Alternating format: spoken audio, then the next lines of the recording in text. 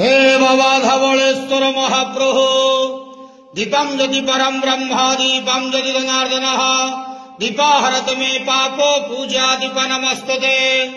आहे धवळेश्वर महाप्रभु संसार सुखी रखंदु। आज बैशाख मासर शुभ सोमवार रे समस्त श्रद्धालु भक्त मानक आश्रीपद करंदु। मनस्कामना पूर्ण करंदु। कर्म क्षेत्र उन्नति करंदु। ग्रहरिष्ट खंडन करंदु।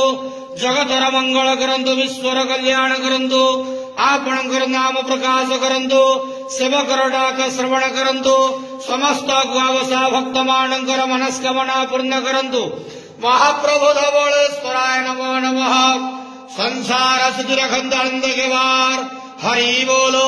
आज बैशाख मासर शुभ सोमवार रे समस्त श्रद्धालु भक्त मानक आश्रीपद करंदु आनंद के वार हरि बोलो। बाबा धवळेश्वराय नमो नमः।